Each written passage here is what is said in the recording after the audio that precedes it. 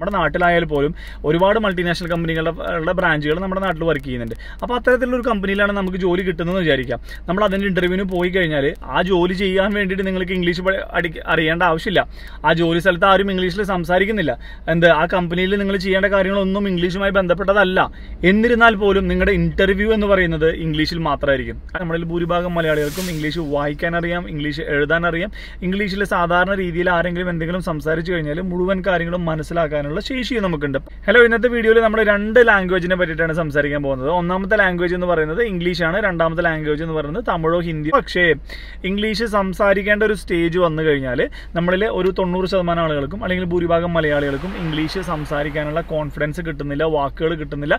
പക്ഷെ നേരെ മറിച്ച് നമുക്ക് പറയാനുള്ള കാര്യങ്ങൾ മുഴുവൻ നമ്മളോട് ഒരു പേപ്പറിൽ എഴുതി കൊടുക്കാൻ പറഞ്ഞു കഴിഞ്ഞാൽ നമ്മൾ വളരെ പുട്ടുപോലെ, നമ്മൾ വളരെ നിഷ്പ്രയാസം ആ കാര്യങ്ങൾ മുഴുവൻ പേപ്പറിൽ എഴുതി കൊടുക്കാൻ സാധിക്കുന്നുണ്ട് അല്ലേ. എന്നാൽ നമ്മൾക്ക് എന്തുകൊണ്ട് സംസാരിക്കാൻ പറ്റുന്നില്ല? പക്ഷെ നേരെ മറിച്ച് നമ്മളൊരു തമിഴ് എന്ന് പറയുന്ന ഒരു ലാംഗ്വേജ് എടുത്തു നോക്കുക, തമിഴ്. അപ്പോൾ തമിഴ് എടുത്തു കഴിഞ്ഞാൽ തമിഴ് നമുക്ക് വായിക്കാൻ അറിയില്ല, തമിഴ് എഴുതാൻ അറിയില്ല. സിനിമയിൽ പറയുന്ന തമിഴ് മുഴുവൻ കേട്ടാൽ നമുക്ക് മനസ്സിലാവുകയും ചെയ്യും. അത്യാവശ്യം തമിഴിൽ 2 വാക്ക് പറയാൻ പറഞ്ഞു കഴിഞ്ഞാൽ നമ്മൾ അത്യാവശ്യം കുഴപ്പമില്ലാത്ത രീതിയിൽ തമിഴ് ആളുകളോട് സംസാരിക്കുകയും ചെയ്യും. അപ്പോൾ നമ്മൾ വിചാരിക്കും മലയാളവും തമിഴും തമ്മിൽ തൊട്ടടുത്ത് കിടക്കുന്ന ഭാഷകളായതുകൊണ്ട് സാമ്യമുള്ളത് കൊണ്ടാണ് നമുക്കത് സംസാരിക്കാൻ സാധിക്കുന്നത് എന്നൊക്കെ നിങ്ങൾ പലരും പറയുന്നുണ്ടാവും. പക്ഷേ നാട്ടിൽ വ്യവസായം എന്ന് പറഞ്ഞു കഴിഞ്ഞാൽ നമ്മൾ ബിസിനസ് കാര്യങ്ങളൊക്കെയാണ് വ്യവസായം എന്ന് പറയുന്നത്. അവരുടെ നാട്ടിൽ പോയിട്ട് വ്യവസായം എന്ന് പറഞ്ഞു കഴിഞ്ഞാൽ കൃഷിനെയാണ് അവർ വ്യവസായം എന്ന് പറയുന്നത്. ഇത് തമ്മിൽ നമ്മൾക്ക് കാണുമ്പോൾ അല്ലെങ്കിൽ നമ്മൾ പൊതുവേ തോന്നുമ്പോൾ നമുക്ക് തോന്നും ഇവ തമ്മിൽ ഭയങ്കര സിമിലാരിറ്റിയാണ്, ഭയങ്കര അടുത്തടുത്തുള്ള ഭാഷകളായതുകൊണ്ടാണ് നമുക്ക് വളരെ എളുപ്പത്തിൽ സംസാരിക്കാൻ സാധിക്കുന്നതെന്ന് തോന്നുമെങ്കിൽ പോലും സത്യത്തിൽ അതല്ല. നമുക്ക് സത്യത്തിൽ എന്താ സംഭവം എന്ന് വെച്ച് കഴിഞ്ഞാൽ നമുക്ക് തമിഴ് സംസാരിക്കാൻ നമ്മുടെ ഉള്ളിൻ്റെ ഉള്ളിൽ ഒരു പേടിയില്ല. നമ്മൾ ഇന്നേ വരെ ഒരു വാക്ക് പോലും തമിഴ് നമ്മൾ അതിനുവേണ്ടി പഠിച്ചിട്ടില്ല, നമ്മൾ തമിഴ് പഠിക്കാൻ വേണ്ടി സമയം കളഞ്ഞിട്ടില്ല. നമ്മൾ ആകെ കൂടി കണ്ടിട്ടുള്ളത് നമ്മൾ കുറേ തമിഴ് സിനിമകൾ, തമിഴ് എന്തെങ്കിലും TV പ്രോഗ്രാമുകൾ അല്ലെങ്കിൽ ഫേസ്ബുക്കിലോ വാട്സപ്പിലോ വരുന്ന തമിഴ് വീഡിയോകൾ മാത്രമാണ് നമ്മൾ കണ്ടിട്ടുള്ളത്. എന്നാൽ പോലും നമ്മളിൽ ഭൂരിഭാഗം ആളുകൾക്കും തമിഴിൽ 2 വാക്ക് പറയാൻ പറഞ്ഞാൽ നമ്മുടെ ബ്രെയിൻ അല്ലെങ്കിൽ നമ്മുടെ മനസ്സ് ഒരിക്കലും പറയുന്നില്ല, ഡാ ഷിജോ നിന്നെ കൊണ്ട് ഇത് സംസാരിക്കാൻ സാധിക്കുന്നില്ല, അല്ലെങ്കിൽ നിങ്ങളെ കൊണ്ട് ഇത് സംസാരിക്കാൻ പറ്റില്ല. തമിഴ് ഭയങ്കര ബുദ്ധിമുട്ടുള്ള ഒരു ഭാഷയാട്ടോ. 5000 വർഷം പഴക്കമുള്ള അത്രയും പാരമ്പര്യമുള്ള കിടിലനൊരു ഭാഷയാണ്. ഏറ്റവും കൂടുതൽ വൊക്കാബുലറി നോക്കി കഴിഞ്ഞാൽ, അതായത് ഏറ്റവും കൂടുതൽ പദസമ്പത്ത് നോക്കിക്കഴിഞ്ഞാൽ ഏറ്റവും കൂടുതലുള്ള ഒരു ഭാഷയാണ് തമിഴ് എന്ന് പറയുന്നത്. അപ്പോൾ അതുകൊണ്ട് ഇത്രയും ബുദ്ധിമുട്ടായിട്ടുള്ള ഒരു ലാംഗ്വേജ് നിന്നെ കൊണ്ട് ഒരിക്കലും പറയാൻ സാധിക്കില്ല എന്നുള്ളൊരു തോന്നൽ, ആ ഒരു തോന്നൽ നമ്മുടെ മനസ്സിലില്ലാത്തത് കൊണ്ടാണ് നമ്മൾ വളരെ എളുപ്പത്തിൽ തമിഴിൽ എന്തെങ്കിലും കാര്യങ്ങളൊക്കെ സംസാരിക്കാനായിട്ട് സാധിക്കുന്നത്. ഫ്ലുവൻ്റ് ആയിട്ട് സംസാരിക്കുന്നതല്ല ഞാൻ പറഞ്ഞത്, എന്നാലും എന്തെങ്കിലുമൊക്കെ തട്ടിമുട്ടിയൊക്കെ പറയാൻ നമുക്ക് സാധിക്കുന്നത്. പക്ഷേ എന്നിരുന്നാൽ പോലും ഇംഗ്ലീഷ് എന്ന് പറയുന്ന ഭാഷ വളരെ ചെറിയൊരു ഭാഷയാണ്. അവരുടെ ഒരു ആകെ 26 ലെറ്റേഴ്സ് മാത്രമാണ് ഉള്ളത് അതിനകത്ത്. അത് വെച്ചിട്ട് നമുക്ക് എന്തോരം വാക്കുകൾ ഉണ്ടാക്കാം. 2000-3000 വാക്കുകൾ പറഞ്ഞു കഴിഞ്ഞാൽ അത് ഇംഗ്ലീഷ് കൊണ്ട് നമുക്ക് അമ്മാനമാടാൻ സാധിക്കും. അത്രയും ചെറിയൊരു ലാംഗ്വേജ്, വളരെ പോപ്പുലർ ആയിട്ടുള്ള ഒരു ലാംഗ്വേജ്, വളരെ സിമ്പിൾ ആയിട്ടുള്ള ഒരു ലാംഗ്വേജ് നമുക്ക് എന്തുകൊണ്ട് പറയാൻ സാധിക്കുന്നില്ല എന്ന് ചോദിച്ചു കഴിഞ്ഞാൽ അതിൻ്റെ ഒരു അർത്ഥം മാത്രമേ ഉള്ളൂ. പൊതുവേ നമ്മളെ സംബന്ധിച്ചിട്ട് സായിപ്പന്മാരായിട്ടുള്ള ആളുകളാണ് ഇംഗ്ലീഷ് സംസാരിക്കുന്നത്.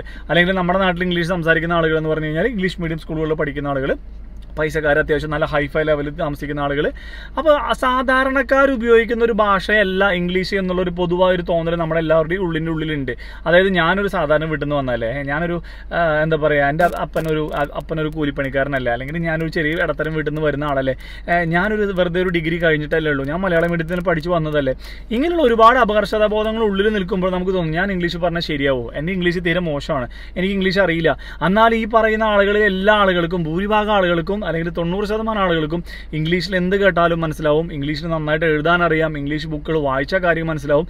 എന്താ പറയുക, ഇംഗ്ലീഷിലെ എഴുത്തും വായനയും മനസ്സിലാക്കാനൊക്കെ കഴിവുണ്ടെങ്കിൽ പോലും നമുക്ക് തിരിച്ച് സംസാരിക്കാനുള്ള കഴിവ് മാത്രമാണ് നമുക്ക് ഇല്ലാത്തത്. അതായത് നമുക്ക് റീഡിങ് എബിലിറ്റി ഉണ്ട്, നമുക്ക് ലിസണിങ് സ്കില്ലുണ്ട്, നമുക്ക് റൈറ്റിംഗ് സ്കില്ലുണ്ട്. നമ്മളിപ്പോൾ ഇന്ത്യക്ക് പുറത്തൊരു രാജ്യത്ത് പോയി കഴിഞ്ഞാൽ നമ്മളെന്താ പറയുക, ഒരു കമ്പനിയിൽ അപ്ലൈ ചെയ്യുമ്പോൾ അവർ നമ്മളോട് ചോദിക്കുന്ന ഒരു സംഭവമുണ്ട്, ലാംഗ്വേജസ് എന്ന് പറഞ്ഞൊരു ഓപ്ഷൻ വരും. ലാംഗ്വേജസ് എന്ന് പറഞ്ഞു കഴിഞ്ഞാൽ അതിൽ നമ്മൾക്ക് അറിയാവുന്ന ലാംഗ്വേജുകളെല്ലാം നമുക്ക് ആഡ് ചെയ്യാം. അപ്പോൾ നമ്മൾ മലയാളം എടുത്തു കഴിഞ്ഞാൽ അവരെന്ത് ചെയ്യും, 4 ഓപ്ഷൻ വരും, റീഡ്, റൈറ്റ്, സ്പീക്കിംഗ്, 3 ഓപ്ഷനാണ് വരുന്നത്.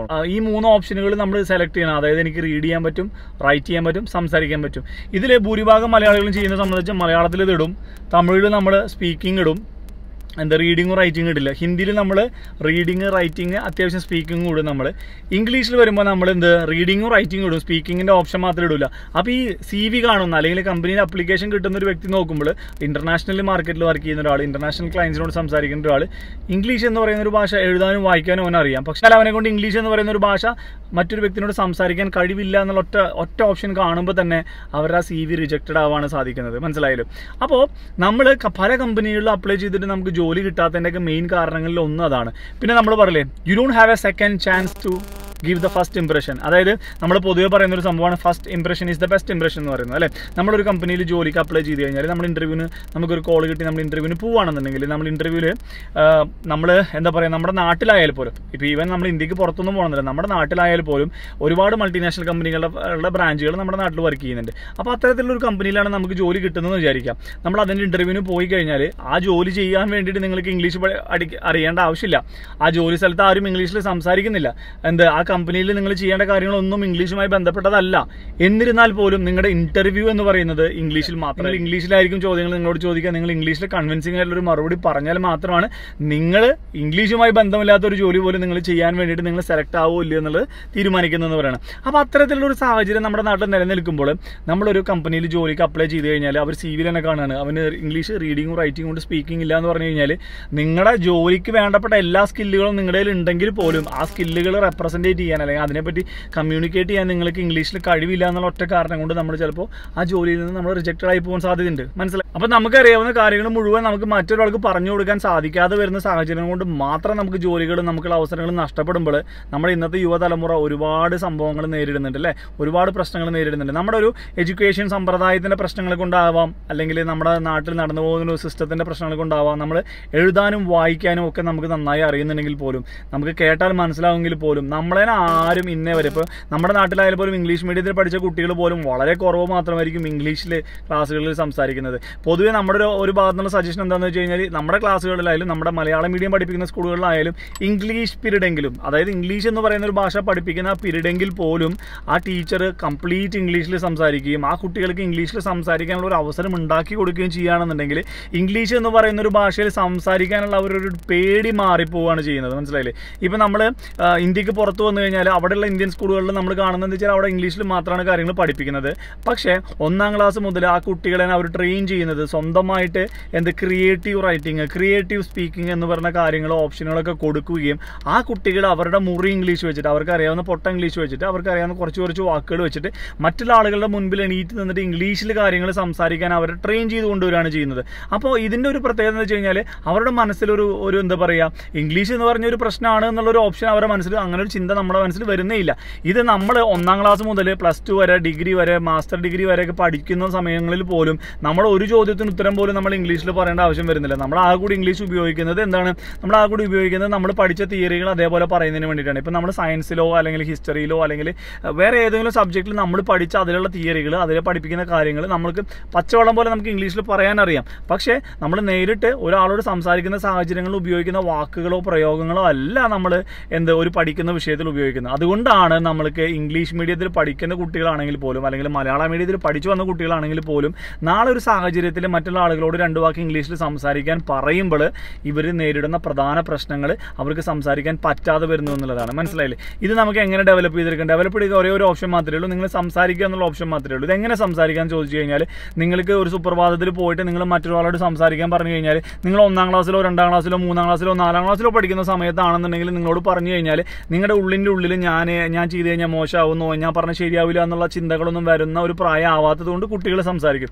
പക്ഷേ നമ്മൾ 10ാം ക്ലാസ്സോ +2 ഡിഗ്രിയോ ഒക്കെ കഴിഞ്ഞിരിക്കുന്ന വ്യക്തിയാണ്, ജോലിക്ക് പോകുന്ന വ്യക്തിയാണെന്നുണ്ടെങ്കിൽ നമുക്കറിയാത്തൊരു കാര്യം മറ്റുള്ള ആളുകളുടെ മുമ്പിൽ പോയിട്ട് മറ്റുള്ള ആളുകളോട് ചെയ്യാൻ പറഞ്ഞു കഴിഞ്ഞാൽ, മറ്റുള്ള ആളുകളോട് സംസാരിക്കാൻ പറഞ്ഞു കഴിഞ്ഞാൽ നമ്മളിൽ ഭൂരിഭാഗം ആളുകൾക്കും അത് ചെയ്യാൻ സാധിക്കില്ല. കാരണം എന്താ വെച്ച് കഴിഞ്ഞാൽ നമ്മുടെ ഉള്ളിനുള്ളിലൊരു സംഭവം ഉണ്ട്, ഞാൻ തെറ്റാണ് ചെയ്യാൻ പോകുന്നത്, അല്ലെങ്കിൽ എനിക്ക് തെറ്റുപറ്റും, എല്ലാവരും എന്നെ കളിയാക്കി കഴിഞ്ഞാൽ മോശമാവും, എന്തിനത് മോശപ്പേര് വരുത്തേണ്ട ആവശ്യം, ഞാനത് മിണ്ടാതിരുന്നാൽ പോരെ എന്നുള്ള ചിന്ത നമ്മുടെ ഉള്ളിൽ വരികയും നമ്മൾ ഒരിക്കലും സംസാരിക്കുകയും ചെയ്യില്ല. അപ്പോൾ നമുക്ക് ചെയ്യാവുന്ന ഒരു കാര്യമാണ് നമുക്ക് സ്വയം സംസാരിക്കുക എന്ന് പറയുന്ന ഒരു ഓപ്ഷൻ ഉണ്ട്. അത് ഉദാഹരണം പറയുകയാണെന്നുണ്ടെങ്കിൽ നിങ്ങൾ അടുത്ത ആഴ്ച നിങ്ങൾക്ക് ഒരു ക്ലയൻറ്റായിട്ട് മീറ്റിംഗ് ഉണ്ട്, അല്ലെങ്കിൽ നിങ്ങൾ ഒരാളെ കാണാൻ പോകുന്നത്, അയാളോട് സംസാരിക്കുന്ന കാര്യങ്ങളുണ്ട്. അപ്പോൾ നിങ്ങൾ തുടക്കത്തിൽ എന്ത് ചെയ്യണം? നിങ്ങൾ തുടക്കത്തിൽ മലയാളം + ഇംഗ്ലീഷ് മിക്സ് ചെയ്തിട്ടാണ് സംസാരിക്കേണ്ടത്. അതായത് നിങ്ങൾ ഒരു വ്യക്തിയോട് സംസാരിക്കുന്ന സാഹചര്യങ്ങളിൽ നിങ്ങൾ ഒരു 10 വാചകങ്ങളാണ് പറയുന്നുണ്ടെങ്കിൽ ആ 10 വാചകം നിങ്ങൾ എന്ത് ചെയ്യണം? നിങ്ങൾ മുന്നേ കൂട്ടി ഒരു പേപ്പറിൽ എഴുതുകയോ അല്ലെങ്കിൽ നിങ്ങളുടെ മൊബൈലിൽ ഒരു ഓഡിയോ ആയിട്ടോ വീഡിയോ ആയിട്ടോ റെക്കോർഡ് ചെയ്യുകയോ ചെയ്യണം. മലയാളത്തിൽ നിങ്ങൾ സംസാരിച്ചിട്ട് റെക്കോർഡ് ചെയ്യണം. അതായത് ഇപ്പോൾ ഞാനെന്ന് പറയുന്ന ഒരു വ്യക്തി, ഞാനൊരു കസ്റ്റമറെ കാണാൻ പോകുന്നു, അല്ലെങ്കിൽ ഒരു ക്ലയൻറ്റിനെ കാണാൻ പോകുന്നു, അല്ലെങ്കിൽ ഒരു ബിസിനസ് ഡീൽ സംസാരിക്കാൻ പോകുന്നു, അല്ലെങ്കിൽ ഞാൻ എൻ്റെ കൂട്ടുകാരനെ കാണാൻ പോകുന്നു എന്ന് വിചാരിക്കാം.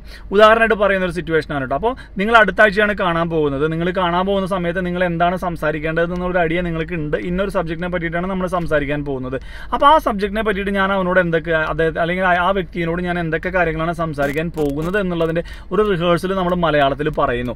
മലയാളത്തിൽ പറഞ്ഞതിന് ശേഷം നമ്മൾ എന്ത് ചെയ്യണം? ഇതെല്ലാം കംപ്ലീറ്റ് ഒരു പേപ്പറിൽ എഴുതി വെക്കുകയാണെന്നുണ്ടെങ്കിൽ അത്രയും നല്ലതെന്ന് പറയില്ല. പേപ്പറിൽ നമ്മൾ ഇതൊക്കെ എഴുതി വെച്ചതിന് ശേഷം നമ്മൾ മലയാളത്തിലാണ് എഴുതി വെച്ചിട്ടുള്ളത്, കംപ്ലീറ്റ് മലയാളത്തിലാണ് പറഞ്ഞിട്ടുള്ളത്. ഇതിനകത്ത് ഇംഗ്ലീഷ് ഒന്നും കയറി വരുന്നില്ല. നിങ്ങൾ ചെയ്യാൻ ഇത്ര മാത്രമേ ഉള്ളൂ. അതിനകത്ത് നിങ്ങൾക്ക് അറിയാവുന്ന ഏതൊക്കെ മലയാളം വാക്കുകളുടെ ഇംഗ്ലീഷ് വാക്കുകൾ നിങ്ങൾക്ക് അറിയാൻ നോക്കാം.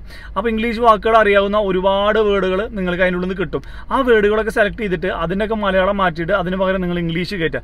അതായത് ഒരു 10 സെൻറ്റൻസ് ആണ് നിങ്ങൾ പറയുന്നതെങ്കിൽ ഒരു സെൻറ്റൻസിൽ 5 or 6 വാക്കുകളുണ്ടെന്ന് വിചാരിക്കുക. അപ്പോൾ 10 സെൻറ്റൻസ് എന്ന് പറഞ്ഞാൽ ഒരു 50 or 60 വാക്കുകളാണ് നിങ്ങൾ പറയുന്നത്. ഒരു വ്യക്തിയോട് സംസാരിക്കാൻ പോകുന്ന ഒരു ഇൻട്രൊഡക്ഷൻ പോലെ പറയാൻ പോകുന്നത്. ആ 60 വാക്കുകളിൽ നിന്ന് നിങ്ങൾക്ക് 15 or 20 വാക്കുകൾ മലയാളത്തിൽ നിന്ന് മാറ്റി ഇംഗ്ലീഷിലേക്ക് ആക്കാൻ സാധിക്കുമെന്നുണ്ടെങ്കിൽ നിങ്ങൾ സാധാരണഗതിയിൽ നിന്നും മാറി ഒരു 20-30% നിങ്ങൾ ഇംഗ്ലീഷ് ആഡ് ചെയ്യുകയും നിങ്ങളുടെ സംസാരത്തിൻ്റെ ഒരു സ്റ്റൈല് മാറുകയും ഇംഗ്ലീഷിൻ്റെ വാക്കുകൾ ഉപയോഗിക്കുന്ന സാഹചര്യത്തിൽ നിങ്ങൾക്ക് ആ ഫ്ലോ നഷ്ടപ്പെടാതെ നിങ്ങൾക്ക് ഉപയോഗിക്കാനും സാധിക്കുകയും ചെയ്യും. ഇത് നിങ്ങൾ കുറേശ്ശെ കൂട്ടിക്കൊണ്ട് വന്നു കഴിഞ്ഞാൽ നിങ്ങളൊരു സ്റ്റേജ് കഴിയുമ്പോൾ ഇംഗ്ലീഷിൽ സംസാരിക്കുക എന്ന് പറഞ്ഞു കഴിഞ്ഞാൽ നിങ്ങൾക്കൊരു ബുദ്ധിമുട്ടുള്ള കാര്യമായിട്ട് തോന്നാതെ വരികയും ചെയ്യും. മനസ്സിലായില്ലേ? അപ്പം നമ്മൾ വളരെയധികം കോമൺ ആയിട്ട് ഉപയോഗിക്കുന്ന കുറേ വാക്കുകളുണ്ട് ഇംഗ്ലീഷിലിട്ടോ. നമ്മളത് ഇംഗ്ലീഷാണെന്ന് അറിഞ്ഞുകൊണ്ട് ഉപയോഗിക്കുന്ന വാക്കുകളൊന്നുമല്ല. പക്ഷേ അതുപോലെ തന്നെ മാക്സിമം നമ്മൾക്ക് അറിയാവുന്ന വാക്കുകൾ മുഴുവൻ ആഡ് ചെയ്തിട്ട് അതിൻ്റെയൊക്കെ വാക്കുകൾ നമ്മൾ ഇംഗ്ലീഷിൽ കണ്ടുപിടിച്ചിട്ട് അതൊക്കെ നമ്മൾ മലയാളത്തിൽ സംസാരിക്കുമ്പോൾ മംഗ്ലീഷ് എന്ന് പറയുന്നത് നമ്മൾ കളിയാക്കാവുന്ന ഒരു ഭാഷയിൽ അതുപോലെ നമ്മൾ സംസാരിച്ച് റെഡിയാക്കി എടുക്കണം എന്നാണ് എൻ്റെ ഒരു സജഷൻ പറയുന്നത്. അപ്പോൾ ഇന്നത്തെ വീഡിയോയിൽ ഈ പറഞ്ഞ കാര്യങ്ങൾ മുഴുവൻ നിങ്ങൾക്ക് ഉപകാരപ്രദമായി എന്ന് കരുതുന്നു. ഇതിൽ നിന്ന് നിങ്ങൾക്ക് എന്തെങ്കിലും വാല്യുബിൾ ആയിട്ട് കിട്ടുകയാണെന്നുണ്ടെങ്കിൽ നിങ്ങൾ ഈ വീഡിയോ ലൈക്ക് ചെയ്യണം. നിങ്ങളുടെ അഭിപ്രായങ്ങളും നിർദ്ദേശങ്ങളൊക്കെ കമൻറ്റ് ചെയ്യണം കേട്ടോ. അതുപോലെ തന്നെ നമ്മളൊരു വ്ളോഗിങ് ചാനൽ തുടങ്ങിയിട്ടുണ്ട്. നമ്മുടെ ഫാമിലി വ്ളോഗ്സ്, ഷോപ്പിംഗ്, ട്രാവൽ കാര്യങ്ങൾ, അത്തരത്തിലുള്ള കുഞ്ഞു കാര്യങ്ങളൊക്കെ നിങ്ങൾക്ക് കാണാൻ ആഗ്രഹമുള്ള വ്യക്തികളാണെന്നുണ്ടെങ്കിൽ SR വ്ളോഗ്സ് എന്നാണ് ചാനലിൻ്റെ പേര്. അത് ഞാൻ ഡിസ്ക്രിപ്ഷനിലും കമൻറ്റ് ബോക്സിലും കൊടുക്കുന്നതായിരിക്കും. നിങ്ങൾ കണ്ടു നോക്കുക, നിങ്ങളുടെ അഭിപ്രായങ്ങളൊക്കെ അറിയിക്കുക. 2 ചാനലും സബ്സ്ക്രൈബ് ചെയ്യാത്തവരാണെന്നുണ്ടെങ്കിൽ സബ്സ്ക്രൈബ് ചെയ്ത് നിങ്ങളുടെ സപ്പോർട്ട് അറിയിക്കണം കേട്ടോ. അപ്പോൾ അടുത്ത ഏതെങ്കിലും വീഡിയോയിൽ കാണുന്നവരിക്കും this is Shiju Thomas signing off. Take care. By.